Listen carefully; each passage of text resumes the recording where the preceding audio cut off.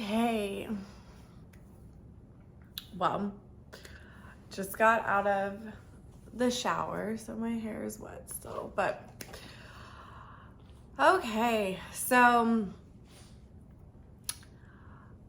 this is a long time coming, and I am nervous and excited to share this with you guys, but here goes. So for probably about 10 years, I have been wanting to do ayahuasca. And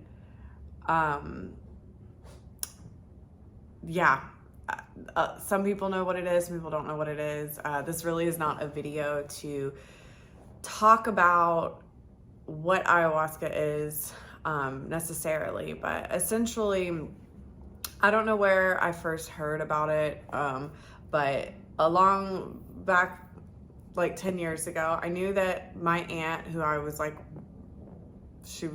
very, very close with, she had done ayahuasca twice, and she had done it, I don't know if it was to cure her addiction or if it was for like her depression, but I had just started doing research on it and found this thing, ayahuasca, that all these people were saying that it cured their like PTSD or their mental illnesses or their addictions.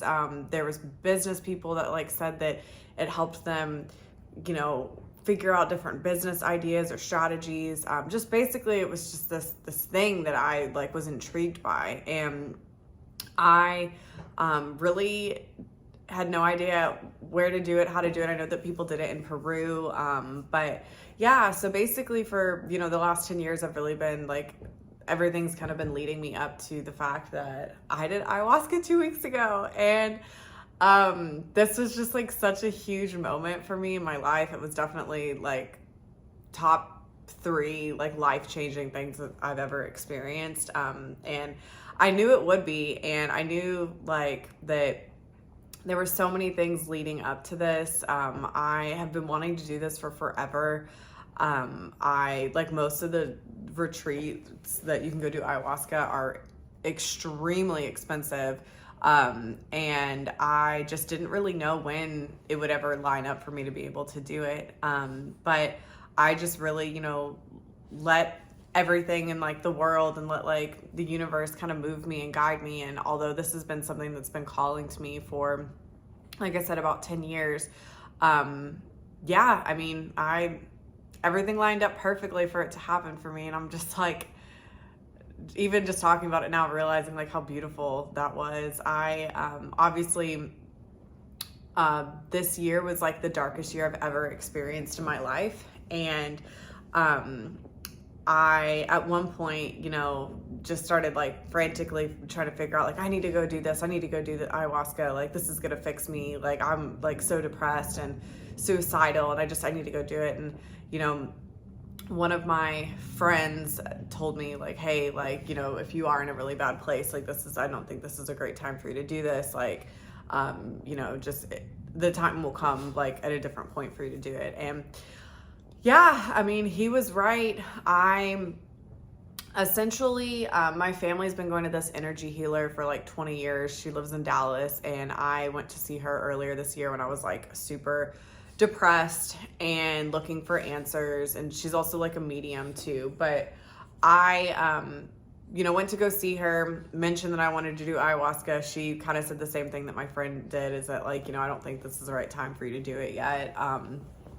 Do some more work on yourself, and it'll present itself for you. But I had asked her about, doing plant medicine, if she knew anybody that knew about plant medicine. And I had reached out to like all these different people. There's, plant medicine churches like, sprinkled throughout the United States. There's Facebook groups that you can find ceremonies all throughout the United States. But I asked this energy healer that my family trusts and I trust, if she knew anybody that did plant medicine ceremonies. And she ironically did. She knew somebody here in Dallas, who actually only lives like 10 minutes from where I live. And that was super rare and crazy.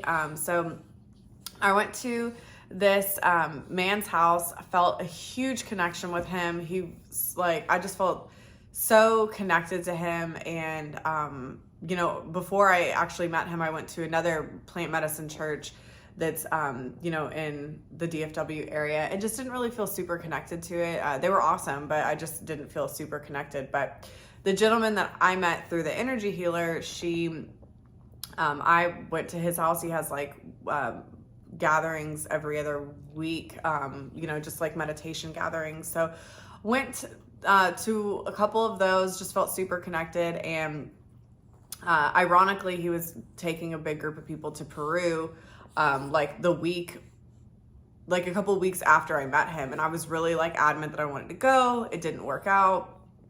But when he got back from Peru, ironically, he was doing a ceremony, and he had somebody drop out, and I dropped in. So this is, again, not really there's like a whole backstory about like, you know, why I began to be called to Mother Ayahuasca and how I got to actually like the ceremony, all of that. But, this is really more so, and not even education about what ayahuasca is. Anyone that's interested in it, I definitely recommend like doing research about it.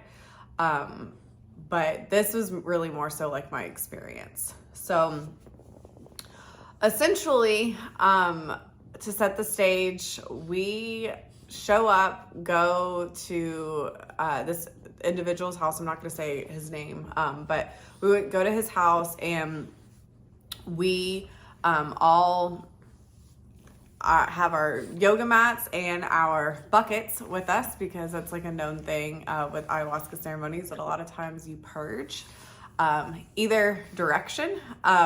So we basically set our intentions. We kind of went around, and like that's something that's really big about participating in like a ceremony, is like having an intention for the ceremony. So we went around and set our intentions, and then essentially we all drank the tea, which is the ayahuasca, and we went on a crazy ass journey. This whole ceremony lasted from like probably 7 o'clock to like 5 in the morning. And I,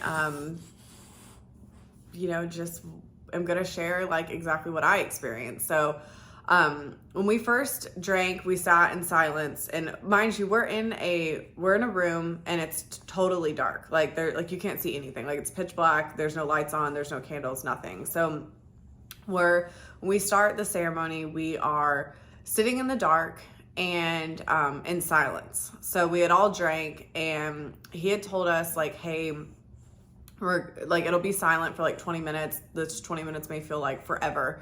But just, you know, be patient. And then after like a certain amount of time, music will start playing. So throughout the entire ceremony, himself and the girl that was helping him facilitate it, they both played music for us and sang and played instruments the entire ceremony. So essentially we're sitting in the dark. I'm sitting here like, okay, what is this? Like, what's going to happen next? Like, I just didn't know what was going to happen, because obviously, you know, ayahuasca is a psychedelic. I didn't know if I was going to like start seeing crazy stuff. I didn't know. But basically, like the way that I knew like it was like happening, like it was like it was kicking in, is that like I randomly got extremely cold. And I've never read that this was like a symptom of this. I definitely think that this was a specific thing to me. So I absolutely hate being cold, like hate being cold more than anything in this world. And I ironically just got freezing, and I was like shivering and shaking, and I had like this tiny blanket that I was like trying to keep my entire body underneath. But I got so cold. And then all of a sudden, like, I just started to realize, I'm like, oh my God, like this shit is kicking in. Like, this is crazy. And like, by this time, like the music had started playing, and The best way that I can describe it, like during like the beginning of it, is I felt like I literally was in hell, like actual hell. I can't really describe like what that looked like. But, and mind you, at this point, like you're in a dark room, so your eyes are closed. So everything that like I'm experiencing is experiencing like within myself. So everything, like I was freezing. I like was hearing like all of these sounds around me, because like there's other people in the room too, and they're all experiencing their own journey as well. So like there was a guy next to me who was singing. There was a girl like to the right of me that was in the corner who was just like bawling, crying. The other guy next to me was like kind of moaning, and like he sounded like he was in some kind of pain. Like I don't really know. So it just like I felt like I was in, like, not only was I visually seeing like being inside hell, but then like around me I was experiencing like all of these people's emotions, whether it be happiness, whether it be sadness, whether it be pain. Like I was literally experiencing all of it around me. So that was wild and bizarre. And it was just like, it was one of those things that like he had told us before it got started, that like, you know, anything that comes up, you need to surrender to it. So while this was happening and it was like awful, it was so bizarre because like I wasn't scared at all. Like I was just experiencing it. Like I knew that I was in a horrible place, and I knew that, that it was not pleasant, but I wasn't scared about it. So I just kind of like, you know, just was dealing with it. Like, okay. Like it was almost as if I was like in this like machine, like all these things were flashing in front of me, like images and like noises, and then like the music is playing. It just was like awful, and I was cold. It was just so terrible. And yeah, so, and I don't even remember, at some point in time I started throwing up, which like that was happening. I was throwing up and I was so sick. But it just was like so bizarre because while all this stuff was going on around us, like around me, like you were experiencing all these people's emotions, and it was like somewhat blissful, and it felt somewhat great, like because you just knew, like it was like the idea around, I was experiencing like my own personal hell, like in my body, in my experience, but then like you were experiencing everyone else around you because you could hear them like singing or crying or being in pain.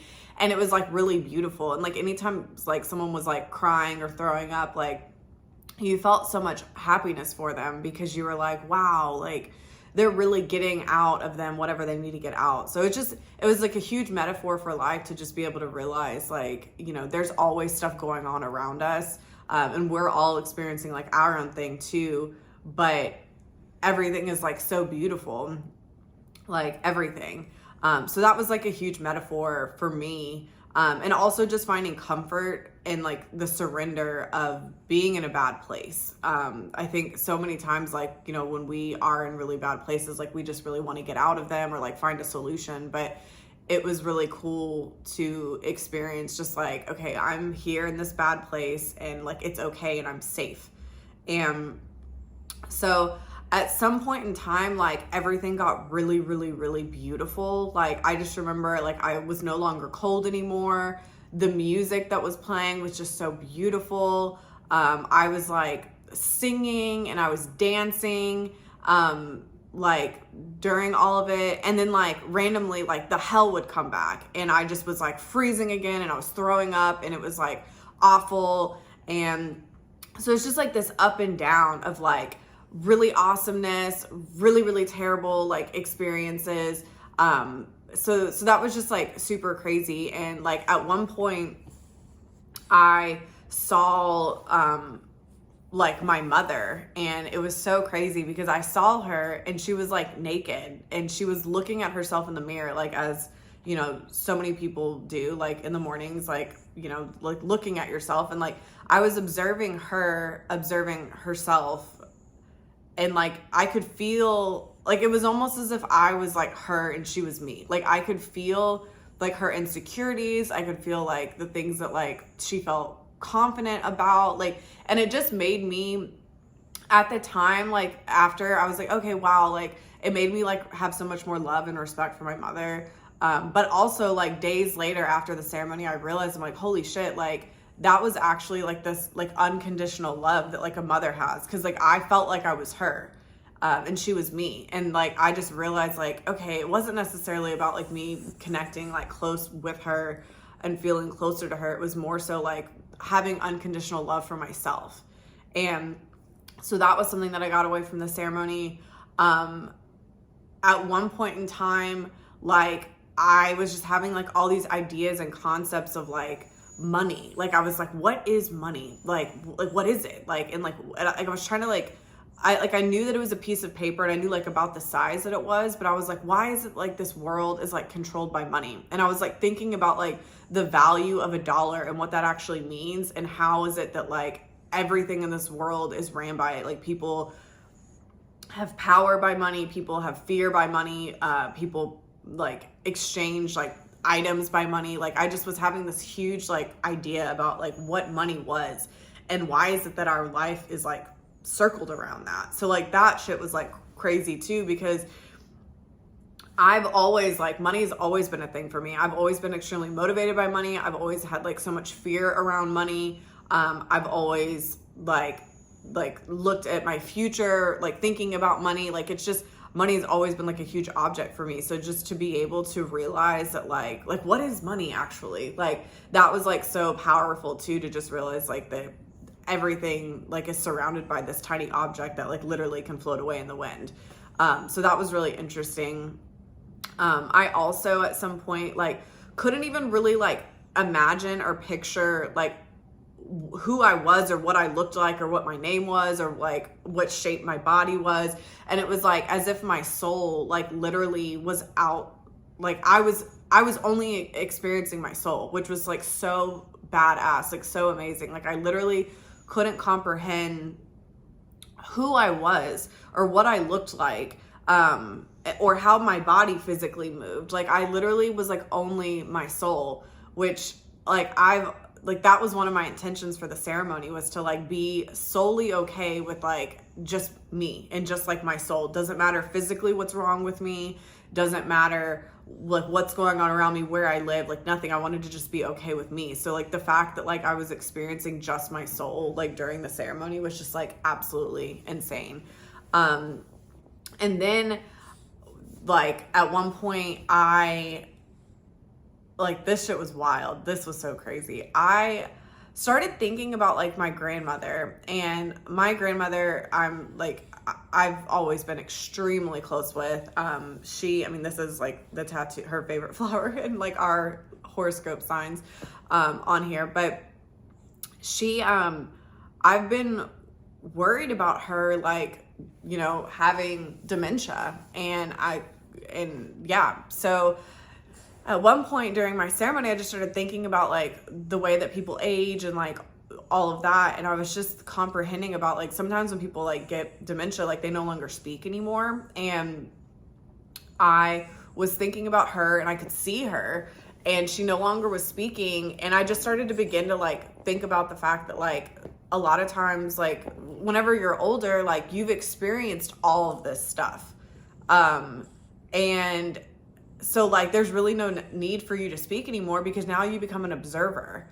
And just like, you know, like it was like so comforting to me to just realize like her getting, if she were to get dementia, if that is what's going on, like that, like it's okay if she ends up being like a person that like no longer speaks and like just observes, because I've been having a really hard time like adjusting to the fact that like she is going to be different than what I personally remember like her being like because she's changing and she's different, she's, you know, aging. So that was really interesting. And then like, you know, once I was thinking about her, this shit was wild. Like I saw my grandfather on my mom's side, and he's like the patriarch of our family. Like anyone that knows him, he's very well known in his community, and he's just like an extremely like spiritual being. And in my ceremony, I saw him, and my Aunt Kathy had him by the hand, and she was literally, I saw they were walking underneath a tree, which ironically, there's like a tree in their backyard, like a big tree that looked just like this tree. And they were walking underneath this tree, and she had him by the hand and she was guiding him to his grave. And I was bawling, crying, like out loud in the ceremony, like not even caring. Like I was bawling, crying. And I was crying like because it was so beautiful. Like not because I was sad, but because I had just realized that like all of his work had been completed in this lifetime. Like that he had touched so many people and that his work was done. And I was like crying for just like I guess I was crying for sadness, but also crying for happiness. And I was like, oh my God, like this is so beautiful that like he literally has done everything that he needs to do in this life. And now it's time for him to go on to the other life. And the fact that like my aunt was guiding him there, like he wasn't going alone. Not that she was going with him, but just that like she was taking him to his next chapter. And it just was so beautiful. So that was like so interesting and fascinating because I was bawling, crying. Like I had gone through all of these emotions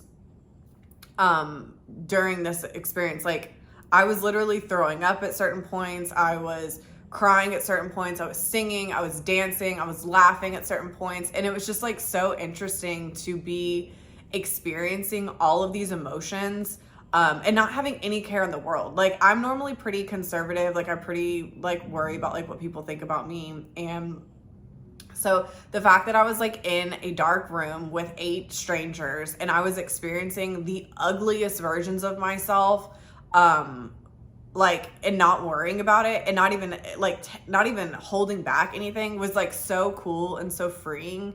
I think it just helped me dive more deep into like my authentic self. So like that all happened, and like honestly there was so many things that happened. Like it literally felt like I received knowledge from like all the knowledge you would have received from being a baby all the way to like a 90-year-old person. Like I received it in 6 hours. I feel like I literally understand why this like ayahuasca is number one, not for everybody, because this shit is so difficult. Like you deal with stuff like your worst fears, and that shit's hard. But also it is so beautiful too. And it's so life-changing that like I, like during the ceremony, I just kept thinking like, man, I wish everyone could experience this. Like, but I also knew in my heart, like this is hard. Like not everyone is prepared to deal with this. And it was so awesome. And like, you know, I had done a lot of research and people talked about like that Mother Ayahuasca is extremely comforting and you feel really safe like in it. And I did, like the entire ceremony, even though I was experiencing all of these like really hard, crazy things and really beautiful things, I felt so safe and like nurtured. And I know that it was like, I know that that was like Mother Ayahuasca. Like I just felt so safe. And it's crazy because ever since like my ceremony has ended, you know, it's been 2 weeks and I still feel like so safe in my body. And I've never felt safe in my body ever. I've always felt like I was fighting myself or I was fighting the outside world. And like, it's for the first time, I just feel so safe. And also something that was just like totally mind blowing for me is that, obviously like my eye disease and my eye condition has like sparked a lot of like demons in me this year. A lot of fears and all of that. And I was like really scared to do ayahuasca because I was scared like what was going to come up for me and what I was going to see. Like, was I going to see myself, the fact that I was blind? Like, was I going to see like whatever? But it was crazy because it didn't directly come up in my ceremony. But after like the ceremony and like looking back at it, I'm like, okay, it indirectly came up. So essentially, as I mentioned, like the setup, like we're in complete darkness. And during like when you do ayahuasca, a lot of times you either throw up or it comes out the other end. Like it's extremely common for that to happen, to the fact that like some people wear like adult diapers like to their ceremonies. And I was really scared that was gonna happen to me. And it didn't. I threw up a lot, but it didn't come out the other end, which was great. But anyways, so before the ceremony started, like, you know, the person that was hosting it for us, he had told us, like, you know, familiarize yourself with where the bathroom is because you're definitely probably going to need to go. And he had told us to, like, make sure that if you do feel like you need to go to the bathroom, that you need to go to the bathroom. Like, don't be scared to, like, go to the bathroom. Like, you need to let everything out of your body that needs to come out of your body. So the way that my eye condition, like, came up for me, like, indirectly, was the fact that, so we're sitting in this dark room. It's pitch black. I already have a hard time seeing, and I have night blindness. So it is pitch black in this room. I'm sitting in the far corner away from the door. And I knew at some point I was going to have to get up to go to the bathroom. And so the way that this, like, indirectly came up, like, my vision came up for me in my ceremony, is that I had to experience the fact that when I went to go get up to go to the bathroom, I couldn't see. So I literally crawled on my hands and knees in the direction that I thought that the doorway was, because I was too scared to, like, get up and walk. I was scared that I was going to, like, trip over somebody or knock into someone. Like, I didn't want to disturb their, like, experience. So I was walking on my hands and knees towards the little bathroom area. So it was like me overcoming that fear of the darkness and me overcoming the fear of not being able to see. And that was huge for me. Like, obviously it was someone who potentially could be going blind. Like, that was such a big thing for me. The fact that, like, I had to, like, develop the confidence to maneuver myself through the dark. And also, like, one of the people that was facilitating this, I knew that she had mentioned, like, I'm here to help. I'm here to guide you guys, like, if you need anything. So I knew kind of in the general vicinity of where she was at, like, where her mat was. So to me, I knew, like, if I could just get on my hands and knees, crawl across the room in the darkness without knowing where anything is, if I can get somewhere near the doorway where she was sitting, like, she'll see me and she'll help me. So that was, like, another huge thing for me, is that, like, I don't ever ask for help.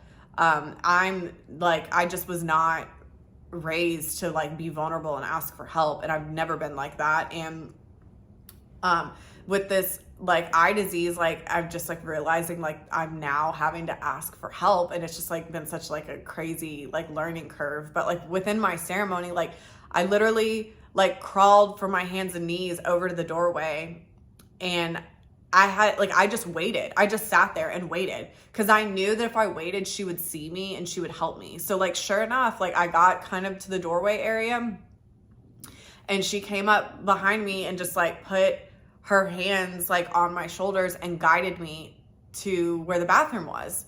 And that happened several times. And it was just, like, such a learning experience of, like, not, like, being confident, like, not being able to see, and also allowing a complete stranger in your most vulnerable state to be able to help you. So I learned that, and it was, like, super beautiful, because, like, at one point we had talked before the ceremony started, and he had said, like, if you guys want to go outside, like, to be in nature, like, that's totally fine. But you need to, like, familiarize yourself with, like, the outside. So I, really wanted to go outside. Like, at one point, like, I was like, man, I don't want to be experiencing what I'm experiencing and not being in nature. So at one point I got up and I got down the hallway and I tried to get to the back door, and I couldn't find it. I tried several times to find the back door, and I literally couldn't locate it. Like, I couldn't see anything. So I went back to the room and again, like, waited kind of where I thought, you know, the girl was that, like, was going to help me, that was helping us. And I kind of waited, and sure enough, she came to me and she thought that I was trying to go back to my mat. So she was, like, trying to guide me back to, like, my mat area. And I told her, like, no, I really want to go outside. So she's like, okay, let's go. So she took me outside, and while we were outside, or getting outside, like, she just was talking to me. I don't know if he had told her about, like, my eye condition, but she just was saying, like, some of the most, like, beautiful things to me, just about, like, you know, I feel like you can see a lot, like, you, like, basically, like, you're better at seeing in the dark than most people. Like, like your vision in the dark is better than what you think it is. Like basically just talking to me about like the fact, like she didn't directly say anything about my eye disease, but she just was saying like trust yourself in the dark. And like, it was just like so crazy and so beautiful just to like hear a complete stranger who I'm like putting my trust in to like basically encourage me, like, you are going to be okay and like you've got this. So that was like really, really crazy. And that's how I feel like indirectly my vision came up in the ceremony. But another part of like all of this is like I also like learned to just trust myself like so much, because he had mentioned to us, like, if you feel like you need to have another cup of ayahuasca, like you need to have more. Like basically, like, yes, it's going to be like difficult. Like if you drink more, like, yes, you're going to like dive back into like this difficult work that you're doing, but also like you need to do it. Like if you think that you need to do it, you need to do it. So that was just like a whole test within itself that like I kept, every time he offered, if anyone wanted more, I was so scared to do it because I didn't want to experience this like hell that I had been, like, I didn't want to continue on. Like I was kind of like, man, I hope that this, like, not that I hope that it went away, but I was like, I don't want any more of what I'm experiencing. But I also, like, the fact that I was questioning, like, hey, do you need more? I knew I needed more because he said that. So I, like, being able to just trust myself about like, hey, you're walking into something that's going to be really difficult, but it's okay. And like, you're safe and you need this. And that was something that was just like a huge life lesson for me too, because like with so many things in my life changing right now, I like, it is difficult and I know that it's difficult, but I know I need to walk into it and I know that I'm safe and I'm okay. So that was just like a huge life lesson, like for me also. And I mean, in my ceremony, I, you know, ironically, like saw myself living in Brooklyn. And crazy enough, like I had gotten into a car accident the night before my ceremony and had decided I was moving out of Dallas. So in my ceremony, I literally saw myself living in Brooklyn. And since have made the decision that that's what I'm gonna do. I, like, one of my friends, Godwin, came up in my ceremony and I just was like thinking about like the love that like I have for him and the love that he has for me and like the support that we have for each other. And I just was like, man, like that shit is what love is. Like all this like shit that I've been chasing with like other people, just like with like relationships and stuff like that. Like, no, like love is actually like the support that you have for somebody, regardless like what it is, if it's something that they love, or like that you support them because you support them and you believe in everything about who they are as people, and also like in your ugliest versions and forms that you're still loved by that person. And like I was just like thinking about like, man, like that's what love is. Like I've had love wrong this whole time. So that was crazy, but it was super, super crazy. I am only touching on like the things that I remember. You know, the man that held the ceremony, like he had told me like, you know, you aren't necessarily going to remember everything that you experience. I literally felt like the whole time, like every 20 seconds I was having like a life changing thought.